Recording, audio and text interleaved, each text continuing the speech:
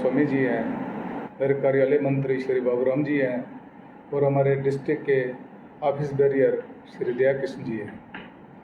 पिछले दिनों से काफ़ी दिनों से हमें यहाँ पे ये चर्चा आ रही है कि मेडिकल कॉलेज जो डोडा है तो वहाँ पे प्रॉपरली ट्रीटमेंट जो पेशेंट के साथ नहीं हो रहा है। बहुत बार हमने चाहा कि उसको विजिट करके सुधारने की कोशिश की, बट कुछ लोग वहाँ पे जो हैं उन्हें सुधारने की कोशिश नहीं की। लास्ट 2 ईयर से कोविड-19 चल रहा था, इनका ओटी बंद रहा और उस बीच में भी बहुत सारे सीरियस पेशेंट जो बाहर से आते थे, बेचारे गरीब पेशेंट होते थे। तो यहाँ पे मुझे तब से एक चीज़ की समझ नहीं आ रही है कि मैक्सिमम जो गरीब पेशेंट है या कोई भी ऐसा जिसकी प्रॉब्लम रहती है तो उसको सीधा सीधा बोलते हैं कि जब नर्सिंग होम में, एक नर्सिंग होम हमारा डोडा में है तो वहाँ के लिए हमारे मेडिकल कॉलेज के डॉक्टर जो हैं वो उसको रेफ़र करते हैं कि आप वहाँ पे आ जाओ और आप फीस दे के वहाँ पे हम आपको ऑपरेशन कर लें। यहाँ की हमारी ओटी बंद है। कभी ऐसा बहाना 1 साल से, लास्ट ईयर से यहाँ के एडमिनिस्ट्रेटर मिस्टर जानी जी और यहाँ पे जो हमारे पहले प्रिंसिपल डॉक्टर दिनेश जी हैं, आप उनसे भी ये कन्फर्म कर सकते हो कि जिन लोगों ने डोडा के अंदर भीख मांगी, एक चुराला का पेशेंट आया, एक गुंदों का पेशेंट आया, उनने भीख मांग के अपने ऑपरेशन के लिए की और कुछ डॉक्टर साहिबानों को फिर भी एहसास नहीं हुआ। मैंने उन तक ये रिपोर्ट भी पहुंचाई कि भैया ये लोग भीख मांग रहे हैं, लोग बेचारों को चंदा दे के इनका ऑपरेशन करवा रहे हैं, लेकिन प्लीज़ आप इनका ऑपरेशन मेडिकल कॉलेज में कीजिए। तो इनका बहाना आने लगा कि ओटी बंद है। अगर मेडिकल कॉलेज की ओटी बंद रहती है तो नर्सिंग होम की ओटी कैसे खुली रहती है? और वही डॉक्टर साहिबान वहाँ पर भी जाके ऑपरेशन कर लेते पेशेंट का। तो पिछले 2 दिन परसों की बात है, भद्रवा से एक पेशेंट रेफर हुआ, जबकि मेरी डॉक्टर बीएमओ साहब से भद्रवा में बात हुई।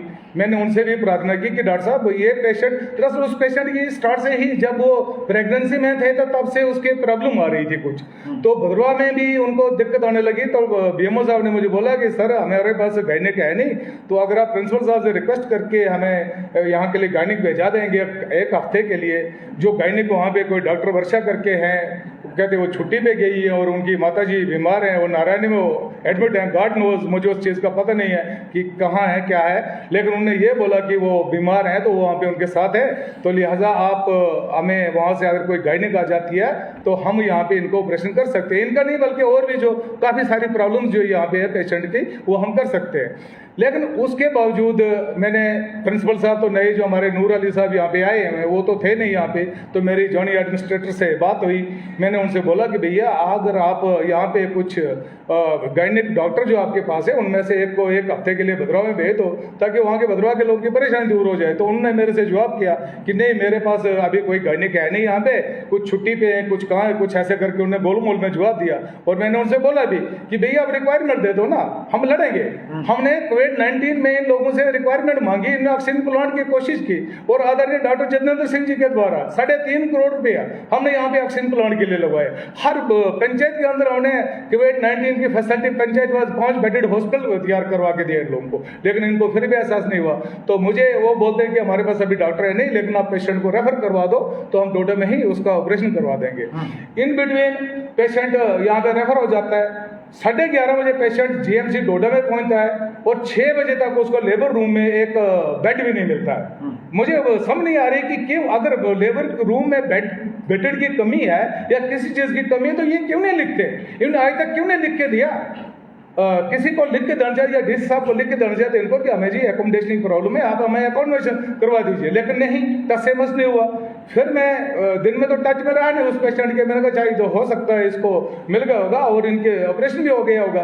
तो रात को जब मैं ऑफिस से यहाँ से निकला तो मैंने सोचा चलो मैं उस पेशेंट की फिर खबर लूँ, क्योंकि वो पेशेंट जो था हमारे एक कुशदेव ठाकर जी राठौर जी हैं, वो हमारे भद्रवा मंडल के विस्तारक हैं और एक विस्तार कैसे होता है वो संघ का स्वयं सेवक को होता है और उसकी रिपोर्टिंग जो होती है वो पूरी उस तक जाती है। और उससे पहले 7 तारीख को हमारी इसी कार्यालय में एक बैठक हुई जिसमें हमारे डीडीसी चेयरपर्सन, वाइस चेयरपर्सन, हमारे डीडीसी बीडीसी, मेरे डिस्ट्रिक्ट के उपाध्यक्ष, महामंत्री, जितने भी ऑफिस मेरे सारे लोग हम बैठते और सब में आधे घंटे यही चर्चा रही कि हमारे नाक के थाले मेडिकल कॉलेज है और इसकी बहुत खस्ता हालत है, हम लोग इस पर स्ट्रेस नहीं दे रहे हैं। और बहुत सारे लोगों ने मुझे ये बताया कि हम एक कमेटी फ्रेम करें जो जाके वक्तन फवक्तन इस मेडिकल कॉलेज में जाके देखे और पेशेंटों का सुने।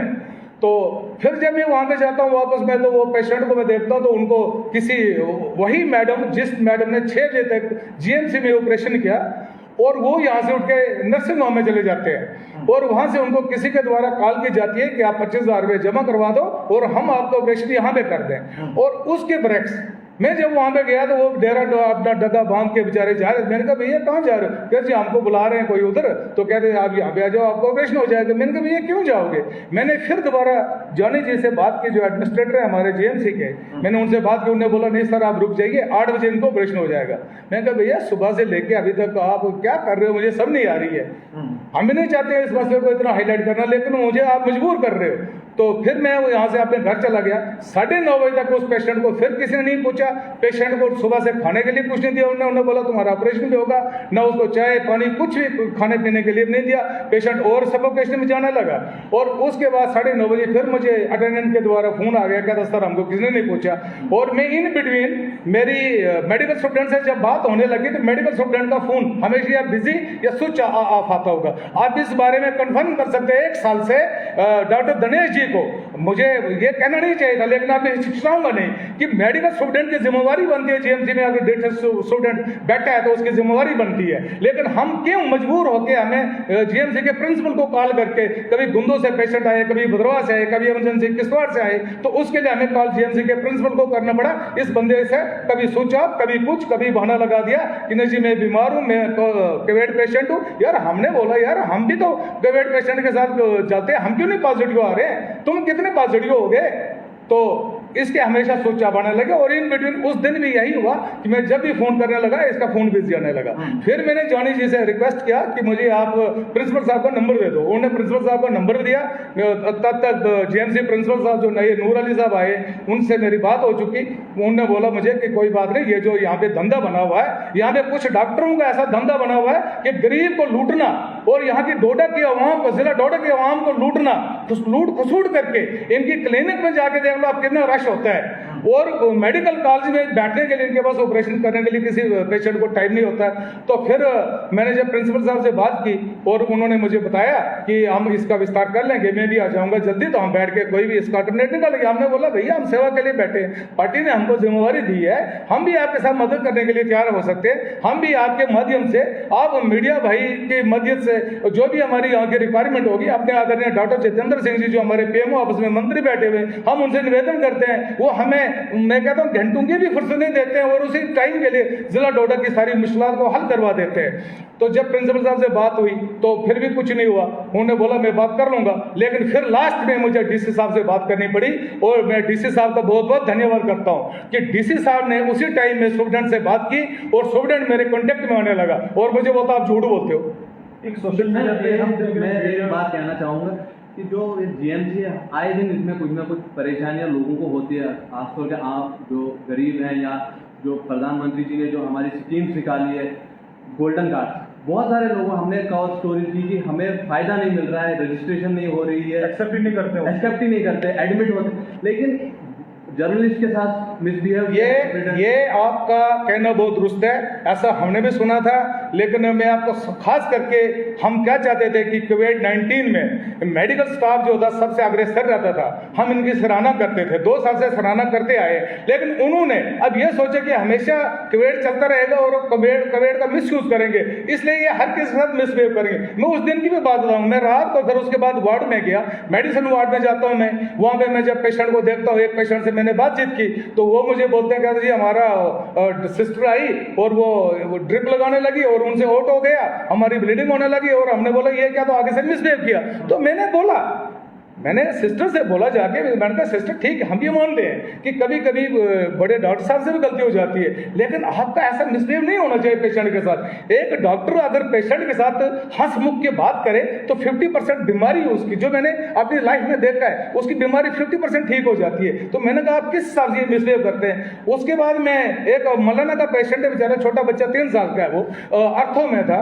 मैंने उनसे पूछा डॉक्टर साहब आते हैं नहीं आते, उन्हें सारा कुछ बोला ठीक है, लेकिन यहाँ भी हमारी ये प्रॉब्लम हुई हुई कि मेडिकेटर लगाने के लिए सिस्टर आई और वो बोलती मुझे नहीं लगाया जाता है, आप इमरजेंसी में जाओ। क्या था, मैं बच्चे को उठा के इमरजेंसी में गया तो इमरजेंसी वाले बोलते हैं जी आप ऊपर जाओ। तो मैंने सिस्टर से पूछा ऐसा क्यों किया आपने? नहीं जी हमारे पास डॉक्टर नहीं था, डॉक्टर ने सुबह, मैंने कहा 24 घंटे तक डॉक्टर आए तब तो बच्चे को कुछ प्रॉब्लम हो जाए तो कौन जिम्मेवार होता? और ऐसे ही इनकी नादानियों से, इनकी गैर जिम्मेवारियों से कई सारी डेथें हमारी ऐसे हुई जो डेथें नहीं हो सकती थी। इस मेडिकल कॉलेज में ऐसे लोगों की मृत्यु हुई है जो इसके कारण जो है मेडिकल स्टाफ वहां का जो स्टूडेंट है वो भी हो सकता है, क्योंकि अगर वो पैरा मेडिकल स्टाफ को बोल के रखे, अब वो बोलता है जी मेरे हाथ बंधे हुए हैं, मुझे समझ नहीं आती हाथ बंधे हुए तो किस चीज से बंधे हुए हैं? वहाँ के वॉशरूम्स वगैरह की हालत भी काफी खस्ता है, उस हवाले से भी आप उनको बताना। मैं आपको बता दूं, मैं सिर्फ वहां पे गया, मैंने सिर्फ 3 वार्डों का दौरा किया और मैं 3 पेशेंटों को देख के मैं हैरान हो चुका कि भाई यहाँ पे क्या हो रहा है। और उससे पहले 2 दिन पहले मुझे पार्टी ने इतना लताड़ा यहाँ पे, जिसमें हमारे डीडीसी चेयरमैन बैठे हुए थे, सब लोग बैठे हुए थे कि भाई आपके सामने एक मेडिकल कॉलेज जो है इसमें क्या हालत होती है। और हम चाहते हैं कि मेडिकल कॉलेज जो हॉस्पिटल होता है कहीं भी जो होता है ये एक भगवान का घर होता है। इसमें बेचारा पेशेंट जाता है, जो पेशेंट बेचारा किसी की कोई दुख तकलीफ होती है वो जाता है इसके अंदर वही जाएगा, अदरवाइज कोई नहीं जाएगा। लेकिन इसमें मैं आप मीडिया वालों को एक आश्वासन दूंगा कि आज के बाद मैं अपनी पार्टी की तरफ से ही आपको बता दूंगा कि आप मेडिकल कॉलेज को हम सुधार के रखेंगे, मेडिकल कॉलेज की खस्ता हालत होने नहीं देंगे। और जिसको मैं उन डॉक्टर साहिबान से भी आपके द्वारा प्रार्थना कर रहा हूं कि भैया आपको गवर्नमेंट ने तनख्वाह खुली दी है, आपकी अगर कहीं क्या बोलते हैं आपके जो क्लिनिक है वहां पे हम आते हैं तो वहां पे इतनी भीड़ लगी रहती है, क्या जैसे उस हिसाब से आप पेशेंट को ट्रीट मेडिकल कॉलेज में नहीं कर सकते हो? प्राइवेट क्लिनिक में जाके इनकी भीड़ लगी रहेगी और मेडिकल कॉलेज में पेशेंट बेचारा दर रहेगा। मैं आपके द्वारा इन डॉक्टर साहिबान से भी दोनों हाथ जोड़ के प्रार्थना करके एक मैसेज देना चाहता हूं कि आप भैया सुधर जाओ, अदरवाइज आपको जिसको यहां से अपना बोरी बिस्तरा बंद करना होगा आप चले जाइए। हमारा कार्यकर्ता जिस टाइम आंदोलन करने भी आ जाएगा, मैंने खुद मेडिकल कॉलेज की जाके हालत देखी जो मुझे अपने कार्यकर्ता बता रहे थे, मैंने कार्यकर्ता की टीम एक डिप्यूट करके रखी है। कल तो ये नहीं कोई बोलेगा कि देखो जी उन्होंने मेडिकल कॉलेज में किसी भी मुलाजिम के ऊपर हाथ उठाया, हमारा कार्यकर्ता जो वो हाथ भी उठाएगा सब कुछ करेगा, वो अपने लिए नहीं करेगा। जिस दिन वो अपने लिए करेगा उसके ऊपर कड़ी से कड़ी कार्रवाई की जाएगी। अगर वो करेगा जो बेचारा मजलूम पेशेंट होगा वहां पे जिसका देखभाल नहीं हुआ उसके लिए वो करेगा। मेरे एक सवाल रहेगा आपसे, आपकी एक सोशल मीडिया पे हम देख रहे हैं वीडियो एक सामने आई है जिसमें आपके साथ इंजस्टिस काफी ज्यादा किया जा रहा है, जिसमें गवर्नमेंट मेडिकल कॉलेज के सुपरिटेंडेंट आपसे बार बार ये बता रहे हैं आप झूठ बता रहे हैं, आप झूठ बता रहे हैं। आपको ये लगे, आपको अगर इस चीज का प्रूफ लेना हो, वो पेशेंट अभी लेबर रूम में है, उसका अटेंडेंट वहां पे, आप उनसे जाके पूछ सकते हो। और वो मुझसे बोल रहा है कि आप जी यहाँ पे सीसीटीवी कैमरे लेंगे आपके ऊपर ऑफेंस, मैंने उसको खुली चेतावनी देकर रखी है, तू यहाँ से लेके सुप्रीम कोर्ट तक मेरे ऊपर FIR लॉन्च करवा दे। और उसने जो धंधा बना के रखा मेडिकल कॉलेज का, अब उसके इसका भुगतान करना पड़ेगा। आप मीडिया भाई बंधुओं के द्वारा मैं एक और उसकी जानकारी दूंगा आपको कि हर महीने पे सिक्योरिटी गार्ड के इंचार्ज वो ट्रांसफर कर लेता है वहां से। क्यों करता है? उसके बहुत सारे एविडेंस हमारे पास है। जब भी हमारा कार्यकर्ता कहीं उसके पास जाता है तो वो बोलता जी मीडिया लेके जी हमें ब्लैकमेलिंग करते। मुझे वो बता दे किस हमारे कार्यकर्ता ने आज तक उसको बोला होगा कि सुप्रीडेंट साहब आप हमें लाख रुपए दो, 10 रुपए दो, 10,000 दो? किसने पैसे उसे मांगे, किसने ब्लैकमेल कराया उसको, किस चीज के? हाँ, हमारा कार्यकर्ता गया होगा, गलत दवाई मिली होगी और उसके मेडिकल कॉलेज में ये बात चले, ये मोदी कार्ड नहीं चलेगा यहाँ पे। अरे तुम्हारी हिम्मत कैसे हुई? आदरणीय प्रधानमंत्री जी ने इतना प्रयास करके गरीब जनता के लिए 5 लाख रुपए का गोल्डन कार्ड बनवाया है और वो बेचारा अपनी इमरजेंसी के तौर पे उसकी मदद लेता है और यहाँ भी बोला जाए उसको कि ये मोदी कार्ड यहाँ पे नहीं चला जाएगा। मैं आप लोगों से और खास करके मैं डीसी साहब का बहुत आभारी हूँ कि डीसी साहब ने क्विक तौर पे उनका एक्शन किया था और उससे पहले भी उन्होंने एक राउंड मेडिकल कॉलेज में लगाया। मैं डीसी साहब से आप मीडिया के माध्यम से निवेदन करूंगा कि भाई साहब आप भी कहीं अचानक में जाके रात को बिना किसी को पूछे, बिना किसी को बोले आप जरा सरप्राइज विजिट कीजिए वहां पे और जिसको पता ना लगे पेशेंट को कि ये डीसी साहब है, आप खुद जरा वहां पे ट्रीट कीजिए कि मेडिकल कॉलेज की हालत क्या है। और मेडिकल कॉलेज के बाथरूम जाके, वॉशरूम जो है, जो वार्ड है, वहां पे जाके देख लीजिए कि किस हिसाब से फैसिलिटी हो रही है वहाँ पे। पार्टी के हायर अथॉरिटी तक आपने ये बात पहुंचाई है?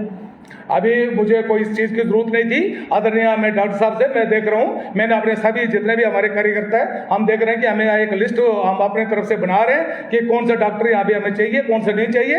हम इसके बारे में विचार कर रहे हैं। जब हमें जरूरत पड़ेगी तब मैं अपनी पार्टी का हाईकमांड से बात कर लूंगा। और मुझे आज तक उन्होंने कभी निराशा नहीं किया है। हमने यहाँ पे एक डेस्क कार्ड बन के लोगों के लिए काम किया भाई यहाँ पे। तो एंटी करप्शन ब्यूरो हम देख रहे हैं जीएमसी में अगर करप्शन का हब बन चुका है, आपकी सरकार भी है यहाँ पे, आपकी चेयरमैन भी है, फिर भी आप लोग एक्शन क्यों नहीं ले रहे उनके ऊपर? कम से कम या तो वहां से ट्रांसफर करवा दीजिए या ऐसे जैसे आपको उनके ऊपर कड़ा एक्शन। विकास जी, ये मैं आपको आश्वासन दूंगा।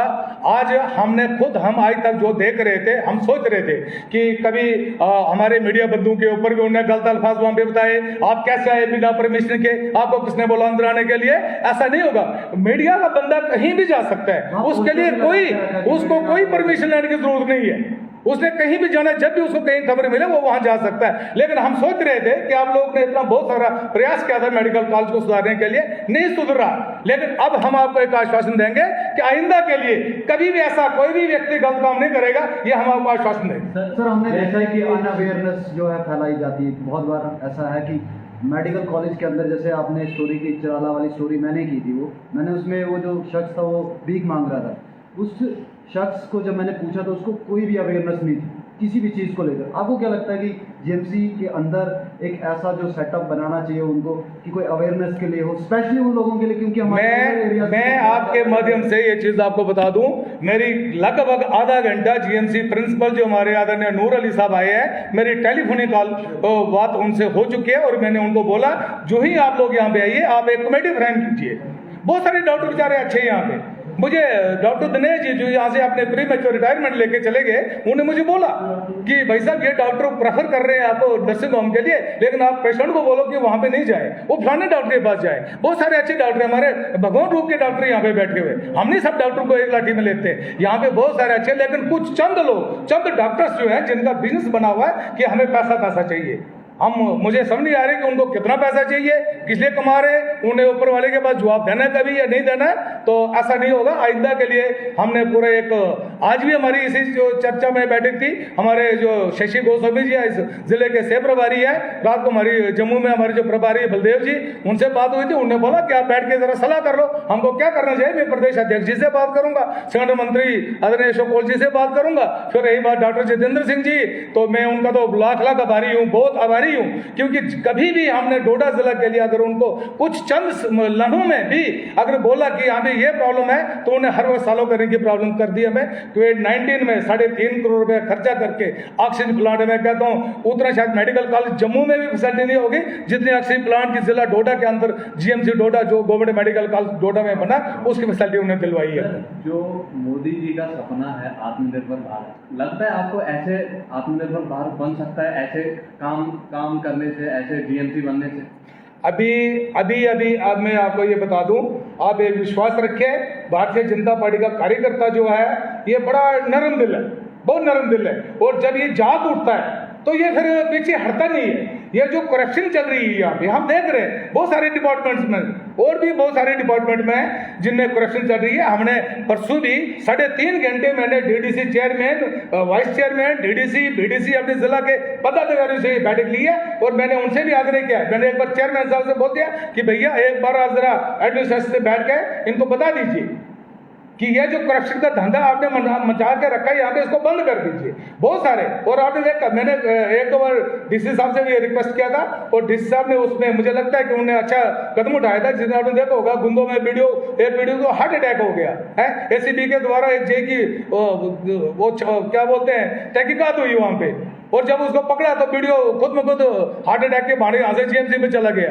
आपने देखा होगा गुंदोर से कुछ यहाँ से मरम से कुछ केस आया हमारे पास, और वहाँ पे 4 लोग सस्पेंड किए गए और उनकी करप्शन सामने आ रही। और मैंने डी साहब से ये भी एक निवेदन किया हुआ कि डी साहब इनको सस्पेंड नहीं किया जाए, इनकी एक कमेटी बना के जो भी कसूरवार इसमें बैठते, चाहे वो भारतीय जनता पार्टी का कार्यकर्ता भी क्यों न हो, जो भारतीय जनता पार्टी के साथ रिलेटेड हो। हम कहते हैं कि किसी के ऊपर भी कोई भी उसमें कोई हिचकिचाहट नहीं रखनी चाहिए। जो भी गलत काम करने वाला है उसके ऊपर फ्री एंड फेयर होके उन मुलाजमों को सस्पेंड नहीं बल्कि उनको डिसमिस फ्रॉम सर्विस करना चाहिए। ये चीज भी देखी होगी, यहाँ से पेशेंट को जम्मू शिफ्ट किया जाता है, क्या इनके पास कोई ऐसा कोई यहाँ पे इलाज यहाँ पे नहीं होता है, या इनके पास एजुकेशन नहीं है? यहाँ से पेशेंट को जम्मू शिफ्ट किया जाता है, क्या वहाँ पे कोई स्पेशल इलाज होता है? गतू साहब, हम पहले से बहुत सारा देख रहे थे, जहाँ से एम्बुलेंस है, एम्बुलेंस गरीब पेशेंट के लिए जाए तो इनके पास कभी बोलते हैं तेल नहीं है जी, तेल के लिए आपको पैसा देना पड़ेगा। हम आज तक, मैंने एक ही आपसे निवेदन किया स्टार्ट में ही कि हम इसलिए इस मेडिकल स्टाफ को टच नहीं कर रहे थे, इसलिए नहीं कर रहे थे कि इससे पहले भी यहाँ पे सुपरटेंडेंट रहे, डॉक्टर याकूब साहब यहाँ पे सुपरटेंडेंट रहे, और मैंने रात के 1 बजे भी कॉल किया उनको, और रात के 1 बजे भी वो यहाँ पे इसी मेडिकल कॉलेज में हाजिर हुए। मुझे उनकी उतनी ज़्यादा तारीफ नहीं करनी चाहिए, लेकिन जिस बंदे ने काम किया तो उसको छुपाना भी नहीं चाहिए। और इस बंदे को हम फोन करें और कभी उसके लिए सुबह उसके लिए बोले क्या बोलते हैं एम्बुलेंस के लिए, और वो एम्बुलेंस के लिए बोले नहीं जी इनके पास इसको तो बोलो जी तेल डाले। अरे भैया सरकार तेल दे रही है, वो क्यों नहीं डालेंगे उसको तेल? मैंने कहा वो तो सरकार दे रही है ना। फिर कई बार हमें लास्ट में ले दे के डीसी साहब से रिक्वेस्ट करके तो वो रेड क्रॉस से उनकी मदद कर लेते हैं। तो हम आपको विश्वास देंगे कि हमने इसलिए आज तक इस हेल्थ डिपार्टमेंट को टच नहीं किया था कि ये अच्छा काम करेंगे और सुधर जाएंगे। एक मीडिया ही होती है जो पब्लिक की, जो बेचारा गरीब की आवाज को बुलंद करती है, और आप लोगों ने बहुत मेहनत से यहाँ की आवाज को बुलंद किया, लेकिन इन लोगों को एहसास नहीं है। इन्होंने सोचा कि ऐसे आ जाते हैं 2 मिनट के लिए हमारी कॉन्फ्रेंस हो जाती है, चले जाते हैं और इससे कुछ नहीं होने वाला। अब जो इसके आगे होगा, इसके आगे बहुत बड़ा कुछ होगा। बाकी अद्वियात यानी दवाओं के हवाले से भी बात आ रही है कि जब गोल्डन कार्ड्स में किसी को इशू कराते हैं दवाई वगैरह, तो वहाँ पे जो सस्ती दवाएं वो उनको अवेलेबल कराते हैं, जो महंगी होती है वो वहाँ पे अवेलेबल ही रखते हैं। मैं आपको पहले बता दिया कि हमारी नोट्स में भी ये बात आने लगी कि कभी कभी उन्होंने बोला कि ये मोदी कार्ड भी नहीं चलेगा, दवाइयों की बात ही छोड़िए। और आपने देखा होगा कि ये मेडिकल स्टाफ की पिछले दिनों किसी कार्यकर्ता के हाथ में मैं देख रहा था, जिसकी अभी 1 साल की वैलिडिटी थी, और वो दवाइयाँ फेंकी गई, और जो दवाई एक्सपायर होती है वो इनके स्टोर में रहती है। अब हम आस्ता सारा कुछ ठीक कर लेंगे, ये मैं आपको पूरा आश्वासन दूंगा। सर मिशन यूथ की बात करेंगे, मिशन यूथ क्लब जो बनाए गए वो अवेयरनेस के लिए बनाए गए हैं कि जो यूथ होंगे वो अवेयर करेंगे हमारी सेंट्रल स्कीम्स को, जो हमारी स्टेट स्पॉन्सर स्कीम्स होंगी, तो उसको लेकर आप क्या बताएंगे? हम उसके लिए पूरा प्रयास करेंगे। हर पंचायत के अंदर जो यूथ क्लब बनाने की स्कीम एक आई हुई है, हम उसके ऊपर पूरा खड़े रहेंगे, और हम ठीक तरीके से, मैं उन PRI मेंबर्स जो हमारे सरपंच पंच द्वारा है पंचायती के या BDC है, मैं उनसे भी निवेदन करूंगा कि भैया पिक एंड चूज करके ये कमेटी कभी नहीं बनाना। जो बंदा, इसीलिए मेरा क्वेश्चन था, क्योंकि पिक एंड चूज किया गया है, कभी नहीं होने देंगे। किसी को भी पता नहीं है, जितने भी पंचायत के बहुत सारे ऐसे जो सरपंच हैं, उनको पता ही नहीं है। मैं अभी अगर मेरी कुछ लोगों से आज मीटिंग है यहाँ पे, अगर मुझे आज ही समय मिला मैं आज ही DC साहब से जाके रिक्वेस्ट कर लूंगा, अदरवाइज आई नहीं तो मैं कल जाऊंगा और मैं DC साहब से रिक्वेस्ट कर दूंगा, ये कमेटी ऐसे होने नहीं देंगे हम। जो भी होगी फ्री एंड फेयर की कमेटी होगी। Thank you very much. बहुत बहुत शुक्रिया।